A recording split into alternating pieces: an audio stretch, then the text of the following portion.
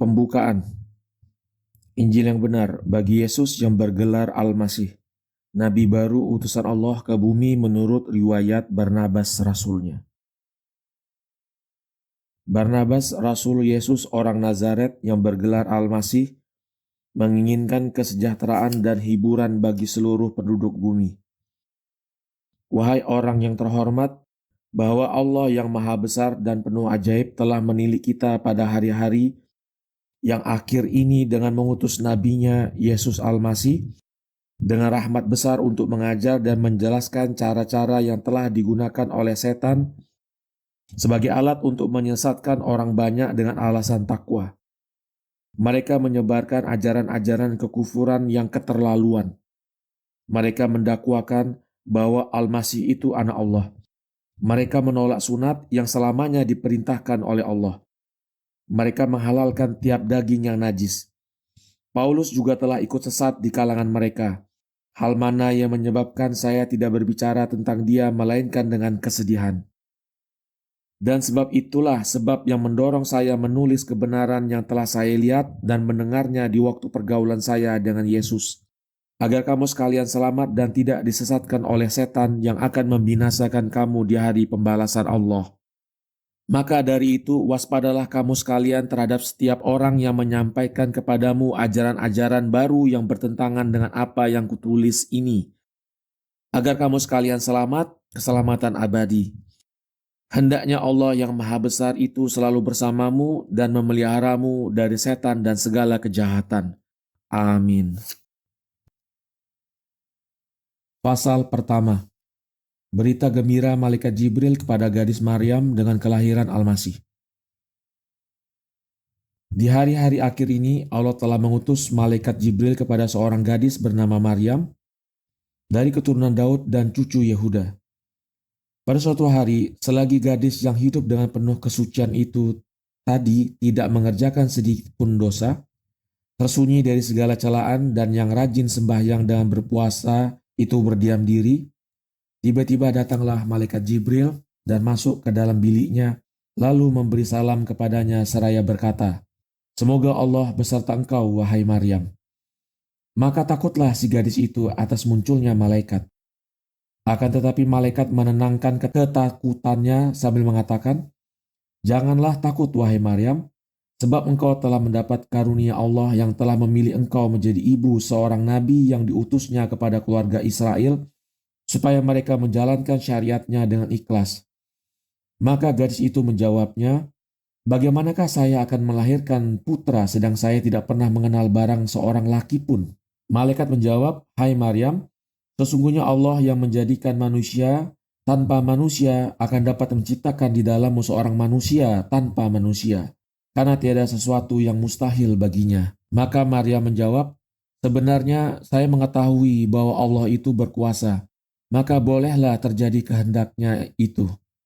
Malaikat berkata, "Jadilah engkau mengandung dengan seorang nabi yang akan engkau panggil dia Yesus. Maka cegahlah dia dari meminum khamar yang memabukkan dan dari segala daging yang najis, karena bayi itu kudus Allah." Lalu Maryam tunduk dengan kerendahan sambil berkata, "Inilah daku hamba Allah, maka bolehlah terjadi menurut kalimatmu." Malaikat pun lalu pergi. Adapun si gadis itu, maka ia memuji-muji Allah sambil berkata, "Ketahuilah wahai diri akan kebenaran Allah, dan berbanggalah wahai rohku dengan Allah penyelamatku, karena sesungguhnya ia telah melihat kerendahan hambanya, dan saya akan digelari oleh seluruh umat seorang perempuan yang diberkahi, karena yang Maha Kuasa telah menjadikan aku seorang perempuan yang besar. Maka berkat namanya yang kudus, karena rahmatnya yang bersambungan dari satu ke lain keturunan yang bertakwa kepadanya. Dan ia telah menjadikan tangannya kuat, maka dicerai-beraikannya lah seorang yang congkak yang membanggakan dirinya. Dan ia telah menurunkan orang-orang yang mulia dari kursi-kursi mereka, kemudian mengangkat derajat orang-orang yang merendahkan dirinya. Ia telah mengenyangkan si lapar dengan makanan-makanan yang lezat dan telah mengembalikan si kaya dengan tangan hampa. Karena dia ingat akan janji-janji yang telah dianugerahkan kepada Ibrahim dan puteranya itu buat selama-lamanya. Pasal kedua, pemberian malaikat Jibril kepada Yesus akan hamilnya si gadis Maryam. Adapun Maryam, maka sejak ia mengetahui kehendak Allah dan merasa takut akan menyebabkan kemarahan masyarakat kepadanya, karena ia hamil, lalu dirajamnya ia seakan-akan ia telah mengerjakan zina, maka dia mengambil teman dari keluarganya berkelakuan baik bernama Yusuf.